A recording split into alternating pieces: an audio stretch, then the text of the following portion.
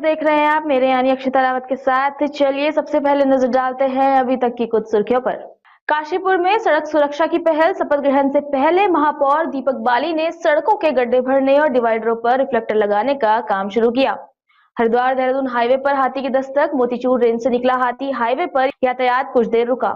CM Dhami का आम आदमी पार्टी पर हमला। कहा भ्रष्टाचार के मामले में कांग्रेस से आगे निकली आम आदमी पार्टी। महात्मा गांधी की पुण्यतिथि पर श्रद्धांजलि। पीएम मोदी ने राजघाट पर दी श्रद्धांजलि। सर्वधर्म प्रार्थना सभा का किया आयोजन। खानपुर के विधायक विवाद में उमेश कुमार और प्रणव चैंपियन के बीच बड़ा विवाद। फायरिंग और धमकियों के बाद विधानसभा सदस्यता रद्द करने की मांग की। चलिए अब देखते हैं खबरें विस्तार से। काशीपुर में लगातार बढ़ती सड़क दुर्घटनाओं को देखते हुए नवनियुक्त महापौर दीपक बाली ने अपने शपथ ग्रहण से पहले ही एक बड़ी पहल की। उन्होंने नगर आयुक्त, एआरटीओ विमल पांडे, सीपीओ और पुलिस प्रशासन के साथ महाराणा प्रताप चौक से सड़कों के गड्ढों को भरने का कार्य शुरू किया। उन्होंने डिवाइडरों पर अनुपयोगी टायर इकट्ठा कर उन पर रिफ्लेक्टर लगाए और उन्हें डिवाइडर के फ्रंट पर फिक्स करवाया। इससे रात के समय वाहन चालकों को डिवाइडर आसानी से दिखेंगे और सड़क दुर्घटनाओं में कमी भी आएगी।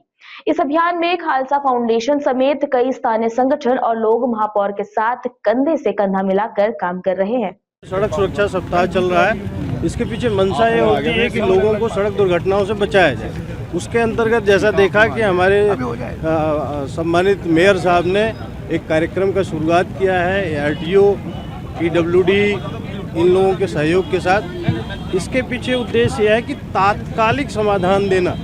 सड़कों में से अगर एक ईंट निकल गई, एक जगह छोटा सा कोई पैच उत्पन्न हो गया तो उसको ठीक करके बड़ा पैच का बनने देना, कोई दुर्घटना नहीं होने देना। संकल्प जो है वो रोडों की मरम्मत और निर्माण का है कि कोई भी सड़क को बिना बना या टूटा नहीं रहने देंगे। वो काम भी अपनी जगह पर चल रहा है, लेकिन ये परिवहन विभाग के साथ मिलकर, नगर प्रदेश साथ में है, पीडब्ल्यूडी के अधिकारी साथ में है। इसमें जो मेन सड़क पर आप देख रहे हैं छोटा गड्ढा हो जाता है, पेट्रोल जिसे कहते हैं, और वो टूटते टूटते फिर बड़ा गड्ढा हो जाता है, जिसको फिर पूरी सड़क को बनाना पड़ता है। तो ऐसे में शुरू में ही जब वो गड्ढा छोटा है उसको प्री मिक्स मटेरियल से भर दिया जाए। ये मटेरियल भी प्री मिक्स है, ये 25 मिनट से ज़्यादा टाइम नहीं लेता सेट होने में। अगर उसको भर दिया जाएगा तो ना तो सड़क टूटेगी ना गड्ढा बड़ा होगा, और वहीं रोक लिया जाएगा, जिससे कि एक बड़ी धनराशि जो उस छोटे गड्ढे की वजह से बड़ा होने के बाद पूरी धनराशि खर्च करी जाती सड़क पर, वो व्यय रुकेगा। राजाजी टाइगर रिजर्व की मोतीचूर रेंज से निकलकर एक विशाल हाथी ने हरिद्वार देहरादून राजमार्ग पर अचानक दस्तक दी, जिससे सड़क पर गुजरने वाले वाहनों के पहिए थम गए। कुछ देर तक हाथी हाईवे के किनारे खड़ा रहा, फिर सही मौका देखकर सड़क पार कर जंगल की ओर चला गया।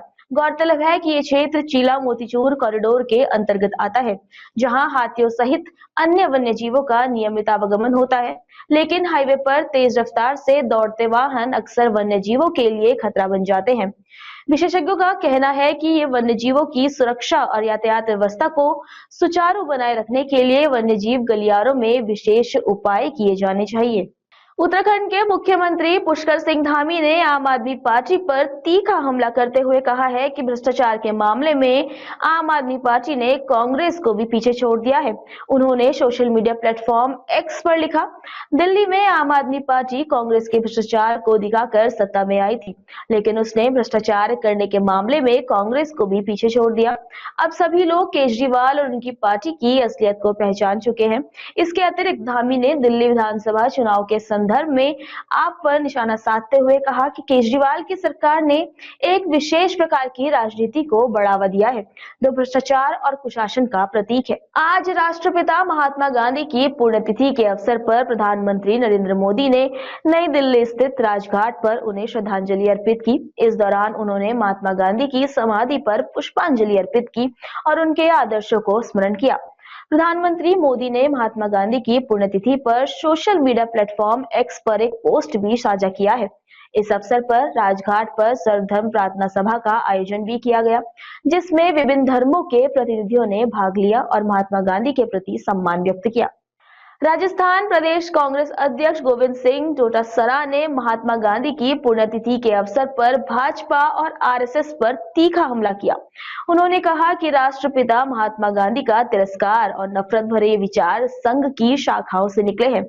गांधी जी की विचारधारा और संविधान से घृणा करने वाले बीजेपी आरएसएस के लोग आए दिन अपनी ओछी सियासत के लिए बापू को प्रत्यक्ष या परोक्ष के रूप में गाली देते हैं। डोटासरा ने भाजपा नेताओं पर आरोप लगाते हुए कहा कि वे महात्मा गांधी के सिद्धांतों की बात तो करते हैं, लेकिन सत्ता में आने के बाद नाथूराम गॉडसे की विचारधारा पर काम शुरू करना कर देते हैं।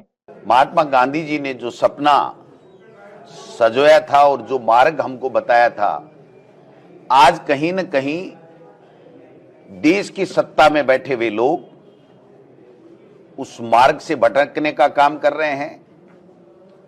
जो विचारधारा देश को जोड़ के रखने की थी, प्यार की, मोहब्बत की विचारधारा और जो संदेश बापू का था, उससे दिगर नाथूराम गोडसे की विचारधारा को पोषित करने वाले लोग आज केंद्र की सत्ता में हैं। और दुर्भाग्य है कि यहां पर भी दिल्ली की पर्ची से ही सरकारें बन गई जो देश में, प्रदेश में नफरत का माहौल पैदा कर रही हैं, भाईचारे को खत्म करने पे लगे हुए हैं। लोकतंत्र, जो विश्व में सबसे मजबूत लोकतंत्र हमारा भारत का है, उसको तार तार करने का काम कर रहे हैं। अगली खबर खटीमा से है। कांग्रेस से निष्कासित पूर्व नगर अध्यक्ष रवीश भटनागर ने प्रेस कॉन्फ्रेंस में कहा कि बिना कारण उन्हें पार्टी से निकाला गया, जबकि हार के लिए जिम्मेदार लोगों पर कार्रवाई नहीं की गई। उन्होंने विधायक भुवन कापड़ी पर पार्टी को प्राइवेट कंपनी बनाने और तानाशाही रवैया अपनाने का भी आरोप लगाया। उन्होंने भाजपा सरकार के खटीमा में हुए विकास कार्यों की सराहना की और कहा कि जनता ने इन्हीं के आधार पर नगर पालिका चुनाव में समर्थन दिया। साथ ही उन्होंने कांग्रेस नेतृत्व पर भी निशाना साधते हुए कहा कि अगर कार्रवाई करनी थी तो पूर्व सीएम हरीश रावत और विधायक मयूख महर पर होनी चाहिए थी। भटनागर ने संकेत दिए कि वे जल्द ही अपनी आगे की रणनीति घोषित करेंगे। इस बयान के बाद से ही खटीमा की राजनीति में हलचल तेज हो गई है। हार हुई कांग्रेस की, दुर्भाग्यपूर्ण हार हुई खटीमा में, और इस दुर्भाग्यपूर्ण हार की जिम्मेदारी सबको लेनी चाहिए थी, खटीमा विधायक जी को भी और सारे जिम्मेदार पदाधिकारियों को।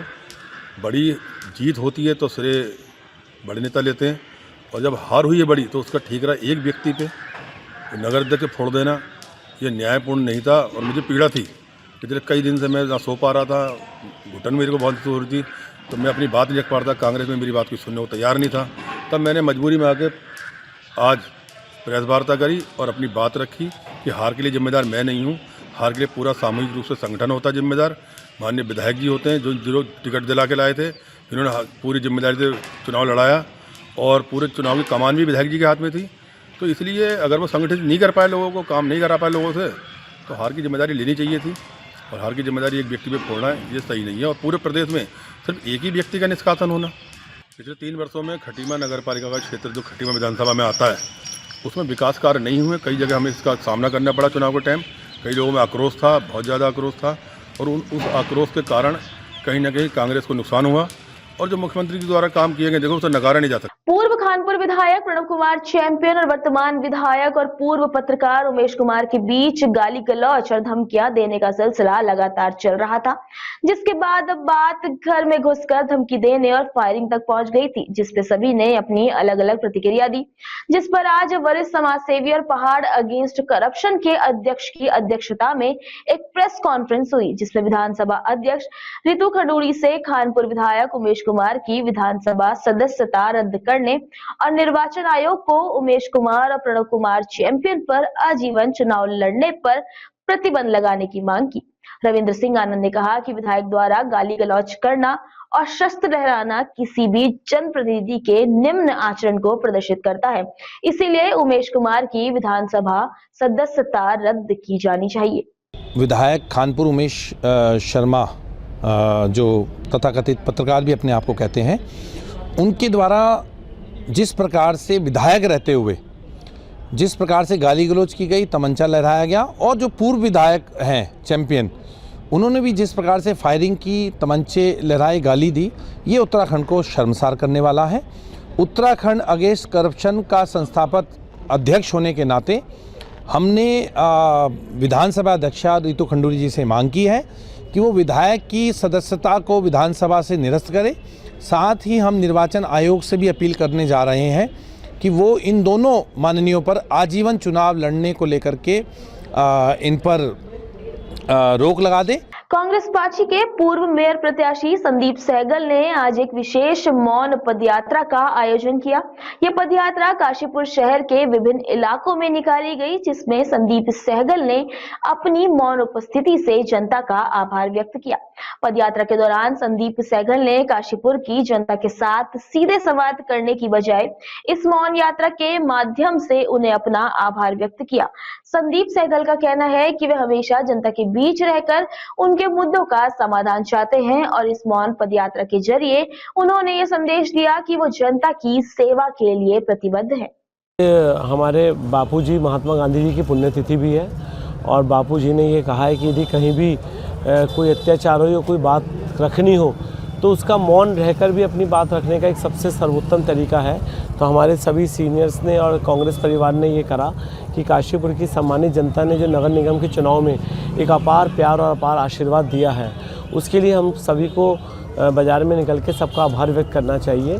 तो आज की महात्मा गांधी जी की पुण्यतिथि पर आभार व्यक्त करने के साथ साथ जो लोकतंत्र की हत्या इस उत्तराखंड सरकार के द्वारा पूरा उत्तराखंड में नगर निकाय के द्वारा की गई है, तो दोनों इसके उद्देश्य हैं। सर्वप्रथम आभार व्यक्त करना चाहते हैं काशीपुर की सम्मानित जनता का, जो उनका इतना प्यार और इतना आशीर्वाद हमारे साथ रहा और निश्चित रूप से जनता की लड़ाई जैसे पूर्व में हम सब मिलकर लड़ते रहते थे, आज भी लड़ते रहेंगे और भविष्य में भी उनके हितों की रक्षा के लिए हम सब लोग जमीन पर लड़ाई जारी रखेंगे। बेंगलुरु के केंद्रीय विद्यालय येलांका में आयोजित 53वीं केवीएस राष्ट्रीय खेल प्रतियोगिता में केंद्रीय विद्यालय अमीनू कुलगाम की अंडर 14 क्रिकेट टीम ने अपना बेहतरीन प्रदर्शन से सबका दिल जीत लिया।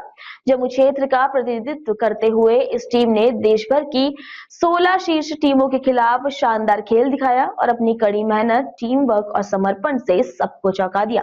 इस टीम के लिए यह सफर आसान नहीं था। सीमित सुविधाओं के बावजूद खिलाड़ियों ने अपने जुनून और कठिन अभ्यास से खुद को साबित किया।